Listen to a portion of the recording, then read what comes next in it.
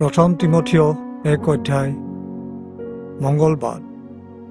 মই পৌল, খ্ৰীষ্ট যীশুৰ এজন পাচনি, আমাৰ ত্ৰাণকৰ্তা ঈশ্বৰ আৰু আশাভূমি খ্ৰীষ্ট যীশুৰ আজ্ঞা অনুসাৰে নিযুক্ত বিশ্বাসী হিচাপে মোৰ এজন প্ৰকৃত পুত্ৰ তিমথিয়ৰ সমীপলৈ পিতৃ ঈশ্বৰ আৰু আমাৰ প্ৰভু যীশু খ্ৰীষ্টৰ পৰা অনুগ্ৰহ, দয়া আৰু শান্তি হওক। ভ্ৰান্ত শিক্ষকৰ বিষয়ে সতৰ্ক কৰি দিয়া। মাকিদনিয়ালৈ যোৱাৰ সময়ত মই তোমাক যি কৈছিলোঁ, এতিয়াও সেই বিষয়ে কওঁ। তুমি ইফিছতে থাকা, তাতে কিছুমান লোকক পুনৰ ভুল শিক্ষা নিদিবলৈ আদেশ দিব পাৰিবা, কাৰণ তেওঁলোকে বাধাৰহে সৃষ্টি কৰে। গল্প কথা আৰু অন্তহীন বংশ তালিকাত মনোযোগ নিদিব। এইবোৰে অযথা তৰ্ক বিতৰ্কৰ সৃষ্টি কৰে আৰু ঈশ্বৰৰ কামত সহায় নকৰে। ঈশ্বৰৰ কাম বিশ্বাসৰ দ্বাৰা হয়। এই আদেশৰ উদ্দেশ্য হৈছে প্ৰেম, যি প্ৰেম নিৰ্মল চিত, সৎবিবেক আৰু অকপট বিশ্বাসৰ পৰা হয়। এইবোৰৰ পৰা কোনো এফলীয়া হৈ অনৰ্থক কথাৰ বাবে বিপথে গ'ল। তেওঁলোকে বিধানৰ অধ্যাপক হ'বলৈ ইচ্ছা কৰে, কিন্তু তেওঁলোকে নিজৰ কথা নিজেই নুবুজে, বা যি বিষয়ে জোৰ দি কয় সেই সম্বন্ধেও নাজানে। কিন্তু বিধান যে কোনো লোকে আইনসংগতভাৱে ব্যৱহাৰ কৰিলে উত্তম হয়, ইয়াক আমি জানো। তথাপি বিধান ধাৰ্মিক লোকৰ নহয়, কিন্তু সেয়া দিয়া হৈছিল সেই লোকসকলৰ কাৰণে যিসকল বিধানহীন আৰু বিদ্ৰোহী, ভক্তিহীন আৰু পাপী, অপবিত্ৰ আৰু অধাৰ্মিক, যিসকল পিতৃবধী, মাতৃবধী, নৰবধী, ব্যভিচাৰী, সমকামী, দাস বিক্ৰী, সৰবৰাহকাৰী, মিছলীয়া, মিছাসাক্ষী, আৰু যিসকলে সত্য শিক্ষাৰ বিপৰীতে আন কিবা কাম কৰা, মিছা শপতকাৰী। পৰম ধন্য ঈশ্বৰৰ গৌৰৱময় শুভবাৰ্তা অনুসাৰে এই শিক্ষাৰ ভাৰ তেওঁ মোৰ ওপৰত দিলে, যিজনাই মোক শক্তি দিলে আৰু মোক বিশ্বাসী জ্ঞান কৰি পৰিচিত পদত নিযুক্ত কৰিলে। সেই প্ৰভু খ্ৰীষ্ট যীশুক মই ধন্যবাদ জনাওঁ। যদিও আগেয়ে মই খ্ৰীষ্টৰ নিন্দক আছিলোঁ, অত্যাচাৰী আৰু হিংস্ৰ আছিলোঁ, তথাপিও তেওঁ মোক দয়া কৰিলে, কাৰণ মই নুবুজি অবিশ্বাসী হৈ সেইবোৰ কৰিছিলোঁ। কিন্তু আমাৰ প্ৰভুৰ অনুগ্ৰহ খ্ৰীষ্ট যীশুত বিশ্বাস আৰু প্ৰেমৰ সৈতে মোক বাহুল্যৰূপে দিয়া হ'ল। পাপী লোকৰ পৰিত্ৰাণ কৰিবৰ কাৰণে খ্ৰীষ্ট যীশু যে জগতলৈ আহিল, এই কথা বিশ্বাসযোগ্য আৰু সকলোৱে গ্ৰহণ কৰিব যোগ্য, আৰু এই পাপী লোকৰ মাজত ময়েই প্ৰধান। এইকাৰণে মোক প্ৰথমে দয়া কৰা হ'ল, যাতে প্ৰধান পাপী যি মই, মোৰ যোগেদি যেন যীশুখ্ৰীষ্টই তেওঁৰ অসীম সহনশীলতা দেখুৱাব পাৰে আৰু অনন্ত জীৱন পাবলৈ যিসকলে তেওঁৰ ওপৰত বিশ্বাস কৰিব, সেইসকলৰ বাবে মোক এক দৃষ্টান্ত স্বৰূপে ৰাখিলে। এতিয়া অনন্তকালৰ ৰজালৈ আৰু চিৰস্থায়ী অদৃষ্ট একমাত্ৰ ঈশ্বৰলৈ মৰ্যাদা আৰু গৌৰৱ চিৰকাল হওক। আমেন। মই তোমাক এই আদেশ দিওঁ, হে মোৰ পুত্ৰ তিমথিয়, মই তোমাৰ সম্বন্ধে জনোৱা ভাৱবাণীৰ দৰে তুমি তাতে একমত হৈ সেই অনুসাৰে যেন উত্তম যুঁজত প্ৰাণপণ কৰা, আৰু তুমি যেন বিশ্বাস আৰু উত্তম বিবেক ৰক্ষা কৰি চলা। কোনো লোকে সেই বিশ্বাস আৰু উত্তম বিবেক ত্যাগ কৰাত তেওঁলোকৰ বিশ্বাসৰূপ নৌকা ভগ্ন হ'ল। তেওঁলোকৰ ভিতৰত হোমনিয়া আৰু আলেকজেণ্ডাৰ নামৰ দুয়োজনো আছে। এওঁলোকে যে নিন্দা কৰিবলৈ পুনৰ নিশিকে, তাৰ বাবে মই এওঁলোকক শয়তানৰ হাতত সমৰ্পণ কৰি দিলোঁ। প্ৰথম তিমথিয় 2 অধ্যায়। প্ৰাৰ্থনাৰ বিষয় প্ৰিয়লোকৰ কৰ্তব্য। মোৰ প্ৰথম নিবেদন এই যে সকলোবোৰ মানুহৰ কাৰণে অনুৰোধ, প্ৰাৰ্থনা, নিবেদন আৰু ধন্যবাদ কৰা হওক। ইয়াৰ বাবে ৰজা আৰু অধিকাৰীসকলৰ কাৰণে প্ৰাৰ্থনা কৰিব লাগে, যাতে আমি সকলো ঈশ্বৰ ভক্তই সততাত থাকি শান্ত আৰু শান্তিপূৰ্ণ জীৱন যাপন কৰিব পাৰোঁ। এয়ে আমাৰ ত্ৰাণকৰ্তা ঈশ্বৰৰ দৃষ্টিত উত্তম আৰু গ্ৰহণীয়। তেওঁৰ ইচ্ছা এই যে সকলো মানুহে যেন পৰিত্ৰাণ আৰু সত্যৰ জ্ঞান পায়, কাৰণ ঈশ্বৰ এজন আৰু তেওঁৰ সৈতে মানুহৰ মাজত মধ্যস্থও এজন, তেওঁৱেই মনুষ্য খ্ৰীষ্ট যীশু। তেওঁ সকলো মানুহৰ কাৰণে মুক্তিৰ মূল্য হিচাপে নিজৰ জীৱন দান কৰিলে। যীশুৰ এই কাৰ্যই সঠিক সময়ত সকলোকে সাক্ষ্য দিলে। এই সাক্ষ্য দিবৰ কাৰণে মোক এজন ঘোষণাকাৰী আৰু পাচনি ৰূপে নিযুক্ত কৰিলে। মই বিশ্বাস আৰু সত্যত অনা ইহুদীসকলৰ শিক্ষক হ'লো। মই সঁচা কথা কওঁ, মই মিছা নকওঁ। মোৰ ইচ্ছা এই যে সকলো ঠাইতে পুৰুষসকলে ক্ৰোধ আৰু বাদ বিবাদৰ মনোভাৱ নাৰাখি পবিত্ৰ হাত দাঙি প্ৰাৰ্থনা কৰক। সেইদৰে মই বিচাৰোঁ মহিলাসকলেও সুলাজ, নম্ৰ আৰু সুবোধেৰে সৈতে পৰিপাটি পোছাকেৰে নিজকে ভূষিত কৰক। নানা ধৰণৰ কেশ বিন্যাস কৰি, সোণ বা মুকুতা পিন্ধি অথবা বহুমূল্য কাপোৰেৰে নহয়, কিন্তু ঈশ্বৰ ভক্তি স্বীকাৰ কৰা বিষয়ত হ'লে সৎকাৰ্যৰ দ্বাৰাই ঈশ্বৰ ভক্তৰ পৰিচয় দিয়াই মহিলাসকলৰ উপযুক্ত ভূষণ হওক।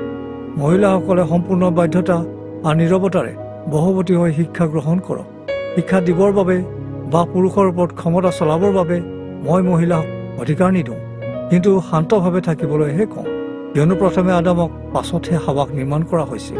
আৰু আদামক ভুলোৱা নহ'ল, কিন্তু মহিলাগৰাকীক সম্পূৰ্ণভাৱে ভুলাই অপৰাধত পেলালে। তথাপি যদি সুবোধেৰে সৈতে বিশ্বাস, প্ৰেম আৰু পবিত্ৰতাত থাকি তেওঁলোকে জীৱন যাপন কৰে, তেনেহ'লে মহিলাই সন্তান প্ৰসৱৰ দ্বাৰাই পৰিত্ৰাণ পাব। 1 তিমথিয় 3 অধ্যায়। অধ্যক্ষ আৰু পৰিচাৰক ভাৱ। কোনোৱে যদি অধ্যক্ষ পদৰ বাবে আকাংক্ষা কৰে, তেনেহ'লে তেওঁ উত্তম কৰ্মলৈ ইচ্ছা কৰে। এই কথা বিশ্বাসযোগ্য।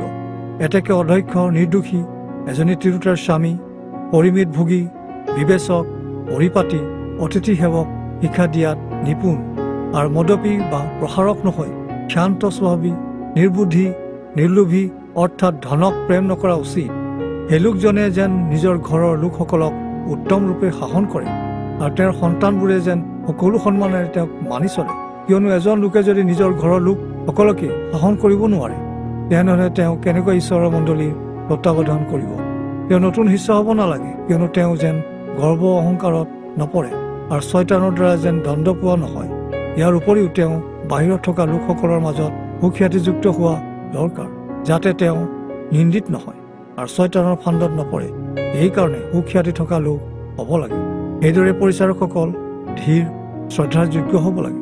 তেওঁলোক দুতলীয়া, কথকি, দ্ৰাক্ষাৰসত অতি আসক্ত থকা আৰু কুৎসিত লাভ বিচৰা লোক হ'ব নালাগে। তেওঁলোকে সদায় নিৰ্মল বিবেকত বিশ্বাসৰ নিগুৰ তত্ত্ব বাছি ৰখা উচিত। প্ৰথমে তেওঁলোকে নিজকে পৰীক্ষা কৰক, পাছত নিৰ্দোষী হ'লেহে পৰিচাৰিকৰ কাৰ্য কৰক।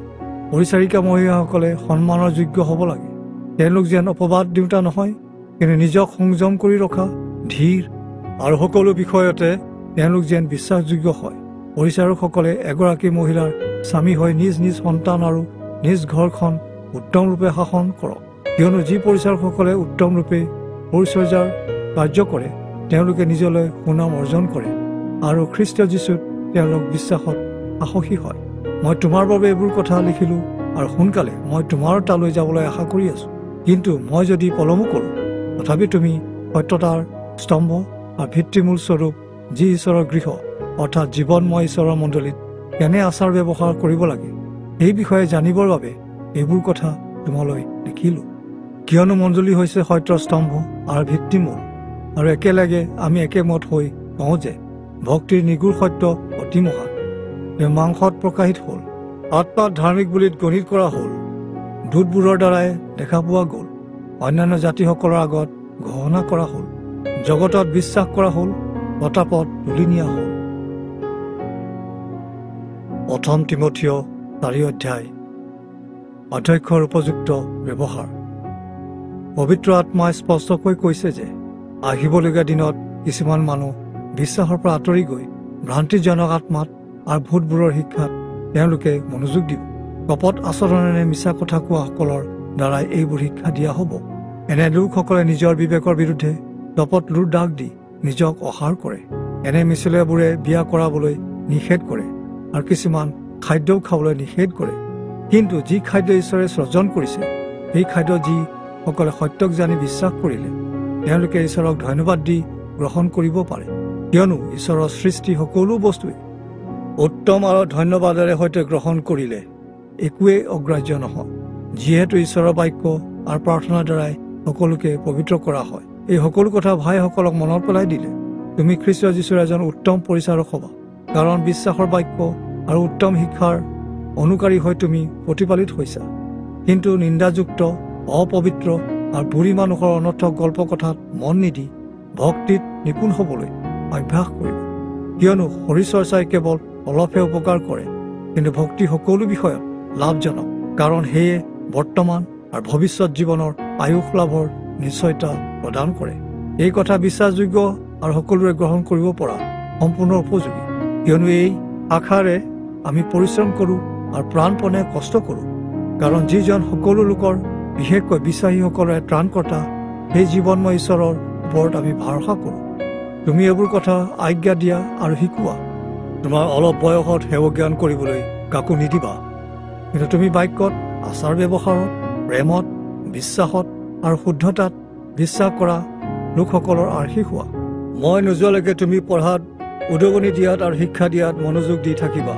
যিবোৰ তোমাক দিয়া হৈছে সেইবোৰ অৱহেলা নকৰিবা।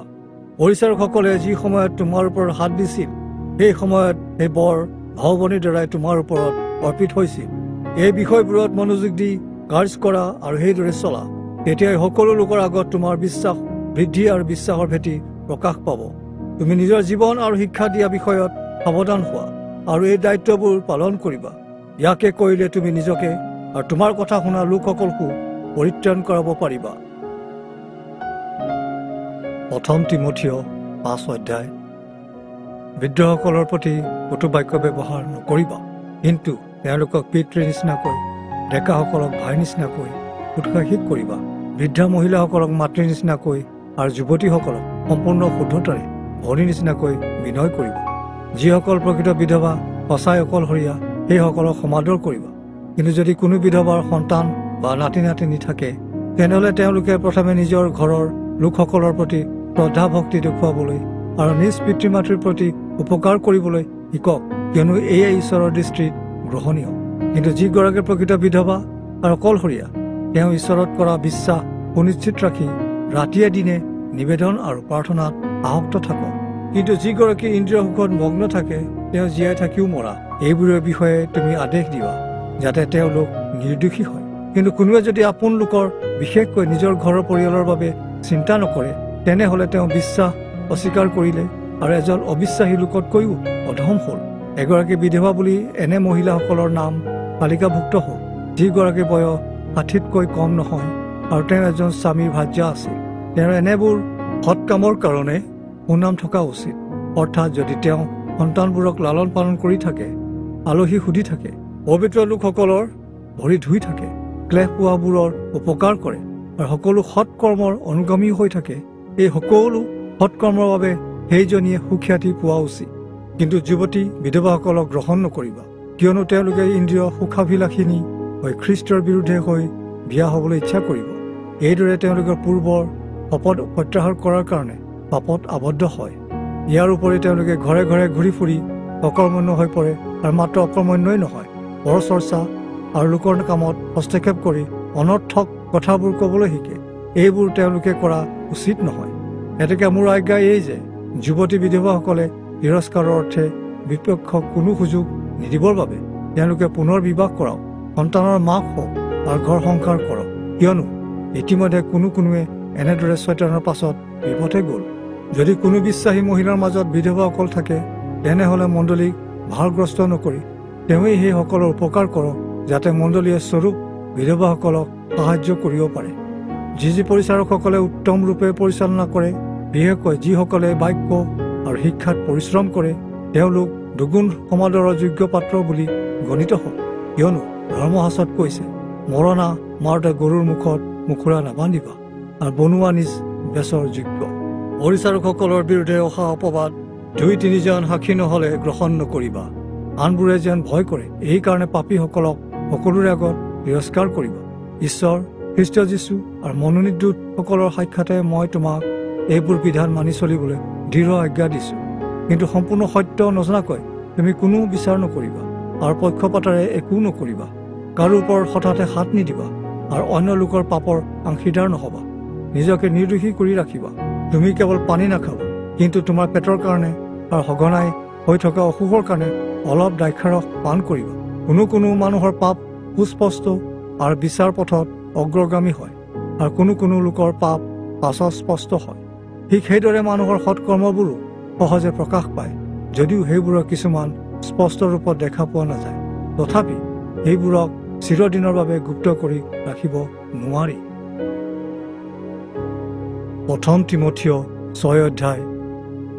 নানা বিষয়ত চেতনা বাক্য। ঈশ্বৰৰ নাম আৰু শিক্ষা যেন নিন্দিত নহয়, সেইবাবে জীয়লীৰ অধীন হোৱা দাসসকলে নিজ নিজ প্ৰভুক সম্পূৰ্ণ সমাদৰেৰে যোগ্য জ্ঞান কৰক।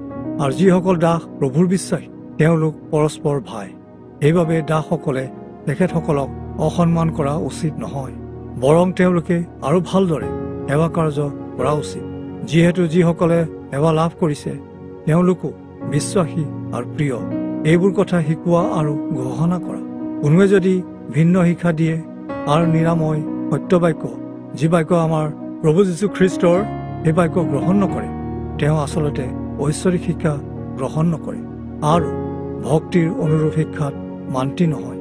তেওঁ অহংকাৰী আৰু একোকে নাজানে, কিন্তু বাদ বিবাদৰ আৰু বাক যুদ্ধৰ ৰোগত ৰোগাগ্ৰস্ত হয়।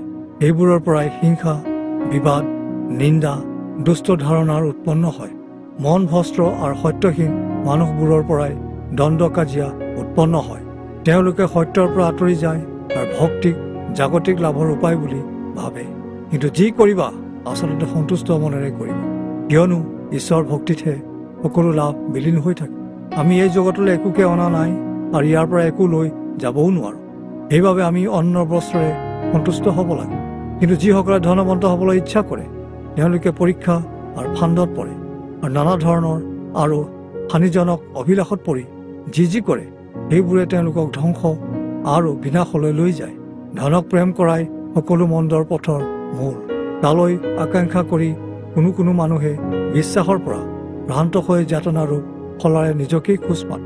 কিন্তু হে ঈশ্বৰৰ লোক, তুমি এই সকলোৰে পৰা পলোৱা ধাৰ্মিকতা, ভক্তি, বিশ্বাস, প্ৰেম, ধৈৰ্য, মৃদুভাৱ, এইবোৰক অনুসৰণ কৰা। বিশ্বাসৰ উত্তম যুদ্ধত প্ৰাণপণ কৰা। যি অনন্ত জীৱনৰ বাবে তুমি আমন্ত্ৰিত হলা আৰু অনেক সাক্ষীৰ আগত যি উত্তম বিশ্বাস স্বীকাৰ কৰিলা, তাক তুমি ধাৰণ কৰি থাকা। সকলোৰে জীৱন দিওঁতা ঈশ্বৰৰ সাক্ষাতে আৰু যিজনে পন্তীয় পিলাতৰ আগত এই উত্তম স্বীকাৰ ৰূপে সাক্ষ্য দিছিল, সেই খ্ৰীষ্ট যীশুৰ সাক্ষাতেও মই তোমাকে আজ্ঞা দিছো যে আমাৰ প্ৰভু যীশু খ্ৰীষ্টৰ আবিৰ্ভাৱ নোহোৱালৈকে এই আদেশ নিষ্কলংক আৰু নিৰ্দোষীকৈ ৰাখিবা। সেই পৰম ধন্য ঈশ্বৰ, যিজন একমাত্ৰ পৰাক্ৰমী, ৰাজত্ব কৰা ৰজা আৰু শাসন কৰা প্ৰভু, তেওঁই সঠিক সময়ত তেওঁক আবিৰ্ভাৱ কৰাব। যিজন একমাত্ৰ অধিকাৰী আৰু অগম্য দীপ্তি নিবাসী, কোনো মানুহে কেতিয়াও তেওঁক দেখা নাই আৰু দেখা পাবও নোৱাৰে। তেওঁৰে সমাদৰ আৰু অনন্ত পৰাক্ৰম হওক। আমেন। যিসকলে এই জগতৰ ধনৱন্ত, তেওঁলোককে আজ্ঞা দিয়া যে তেওঁলোক উচ্চমনা নহওক আৰু তেওঁলোকে অনিশ্চিত ধন সম্পদত ভৰসা নকৰক। যি ঈশ্বৰে আমি ভোগ কৰিবলৈ সকলোকে বাহুল্যৰূপে আমাক দিছে, সেই ঈশ্বৰত ভৰসা কৰক। তেওঁলোকক ভাল কৰ্ম কৰিবলৈ, ভাল কৰ্মবোৰত ধনী হৈ উদাৰ আৰু ভগাই ল'বলৈকো ইচ্ছুক হ'বলৈ কোৱা উচিত। আৰু সেই ৰূপে প্ৰকৃত জীৱন ধাৰণ কৰি পৰকালৰ বাবে নিজৰ অৰ্থে তেওঁলোকে উত্তম ভিত্তিমূল স্বৰূপ ধন সাঁচক। হে তিমথিয়, তোমাক যি গতাই দিয়া হ'ল তাক পহৰা দি সুৰক্ষিত কৰি ৰাখিবা। তথাকথিত মিথ্যা জ্ঞানৰ অসাৰ কথা বতৰা আৰু তৰ্ক বিতৰ্কৰ মাজলৈ নাযাবা। কোনোৱে এই ধৰণৰ জ্ঞান প্ৰকট কৰি স্বীকাৰ কৰা বিশ্বাসৰ পথৰ পৰা এফলীয়া হৈ গ'ল। ঈশ্বৰৰ অনুগ্ৰহ তোমালোক সকলোৰে লগত থাকক।